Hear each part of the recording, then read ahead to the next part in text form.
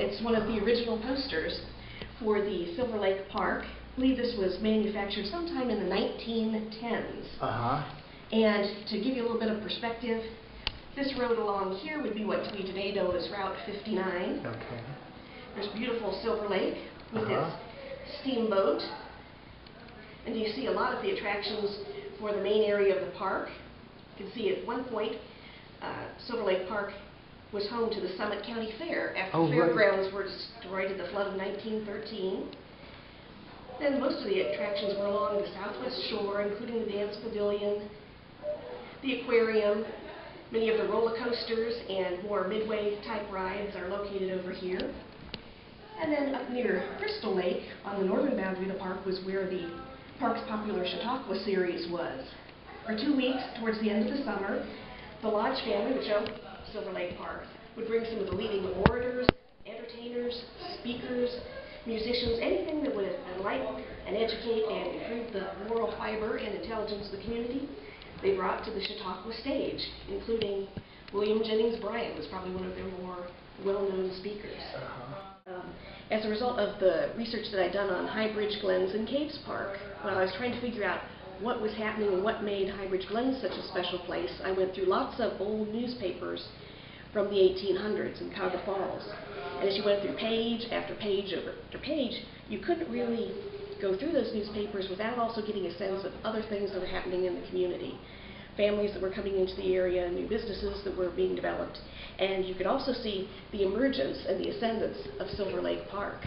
And the more I kind of looked over at those articles, I realized there was a lot more to Silver Lake than we knew in terms of, you know, the typical top-line history. So that kind of inspired me as well. I'm researching the Glens. I want to make a note of all I'm finding about Silver Lake Park. Ralph Lodge, who founded Silver Lake Park, was actually an investor in the High Bridge Glens. Many employees and vendors who worked at the Glens went on to have successful careers at Silver Lake Park. And one of the most amazing connections was one of the buildings from High Bridge Glens Park actually eventually ended up at Silver Lake Park. In the 1890s, as High Bridge Glens was coming to a close, a lot of its buildings are being destroyed, the park's being shut down, but someone takes a real shine to their large dance pavilion called the Grand Pavilion. So a gentleman named Tom Walsh purchases the Grand Pavilion from the Glens. He moves it just north of Silver Lake near Crystal Lake for a park he's building to compete with Silver Lake called Randolph Park. It has a run of a couple of years but can't hold its own against Silver Lake. It closes. The lodges buy the property and buildings, and they take a shine to that old dance pavilion from the Glens and then Randolph Park. So we love the building, it's just in the wrong location. We're going to move it across a frozen Silver Lake and we're going to turn it into our bathhouse. So one building in 3 different amusement parks over a period of 10 years. Someone got their money's worth out of that dance pavilion. I'll say. And they told the story that this picture had a family connection to them. It was a great-grandfather, I believe, of the man telling the story. And when great-grandfather's a young man, he's attending church in Akron, and the church is hosting some of the rural communities, bringing some of the young folks from the farms up to the big city of Akron to be exposed to wholesome entertainment.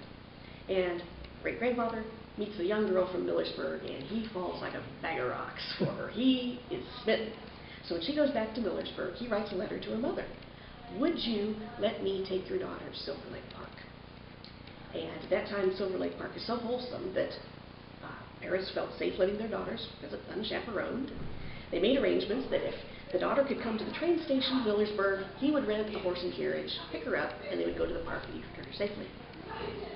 Well, this young lady gets to the train station, and there's her date, and she's got the horse and carriage, and they don't go more than half a mile or so, and she comes to the quick conclusion he has never driven a horse and carriage before. They are all over the road. If they are going to make it safely to Silver Lake Park, she better intervene. So she, growing up on a farm, was very used to horse and carriage, and looked at her date and said, would you like me to take the reins? To which she said, oh yes, please. They switched places, made it safely to Silver Lake Park.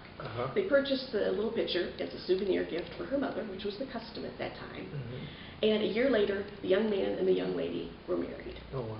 And as the family grew and the households would break up and things would fall down to the state, the one constant from generation to generation was that little picture coming down because of remembrance of that treasured first date at Silver Lake.